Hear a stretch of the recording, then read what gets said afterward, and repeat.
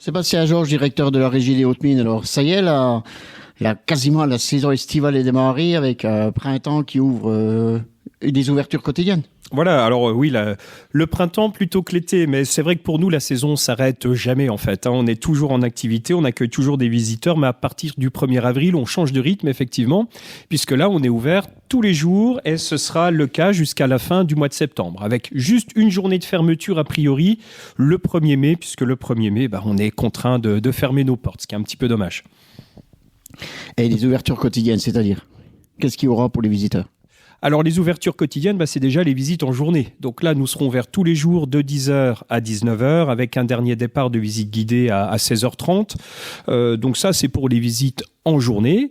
Et par contre, nous proposerons nos traditionnelles visites nocturnes. Alors là, on passe effectivement à l'heure d'été également, puisque l'hiver, on les propose à 18h30. Là, ce sera à partir de 20h30 sur réservation, avec les visites les mercredis dédiées, on va dire, à une visite un petit peu privilégiée avec Anaël qui permet à notre public de découvrir les mines en petits groupes et d'aller dans des endroits où s'attarder sur des lieux sur lesquels on ne s'attarde pas forcément en visite normale.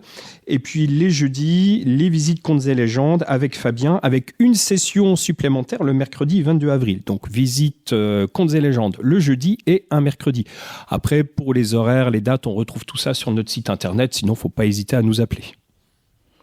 Et à l'heure actuelle, comment se comporte la régie des Hautes-Mines ? Tout va bien ? Il y a des nouveautés prévues ? Alors, des nouveautés de prévues, oui, on en a. Alors déjà, là, le 23 mai prochain, on a la Nuit de la Mine qui approche. On est à un gros mois maintenant. Donc, on va commencer, du moins les Tillotins et les gens d'un peu plus loin vont commencer à voir apparaître nos banderoles, nos communications. On va en parler de plus en plus. Ça va monter en puissance. Et puis, on réserve une petite surprise également. Alors, on va pas défleurer le sujet, même si je crois que ça a été fait avec la petite interview que tu as fait de Fanny et d'Anaïs, qui sera diffusée dans un autre temps peut-être. Mais on aura une petite surprise sur la période d'Halloween. Par contre, les autres animations des années passées reviennent ? La nuit de l'archéo ? Alors, la nuit de l'archéo, non, on le fait en journée généralement.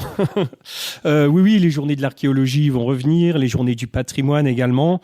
Donc, tous nos grands rendez-vous habituels seront présents et finalement, on vous rythmer quasiment tous les mois jusqu'à l'automne. Et puis, on proposera également la nuit, cette fois-ci, de la chauve-souris qui va se dérouler début juillet. Donc, à chaque mois, sa manifestation, oui. Et pour les personnes qui vont nous écouter, d'ailleurs, qui vont t'écouter, peut-être donner des références de contact, des téléphones, des mails ? Le plus simple, souvent, ça reste le téléphone. Donc, on peut nous appeler au 03 29 25 03 33. Et puis, en googlisant les Hautes-Mines sur son moteur de recherche préféré, on retrouve également notre site internet où on retrouve toutes nos coordonnées. Et puis, faut pas hésiter à franchir la porte pour les Tillotins, puisque nous sommes ouverts tous les jours de 10h à 19h. La porte est ouverte, donc faut pas hésiter à venir nous voir pour demander plus de renseignements. Et la radio des ballons sera là à chaque animation. Comme toujours, donc on te remercie, toi et l'antenne de Radio des Ballons, de relayer que ce soit notre événementiel ou notre activité quotidienne. Voilà, c'est toujours agréable et heureusement que ces relais locaux existent, ça fait du bien pour nous en termes de communication et de rayonnement.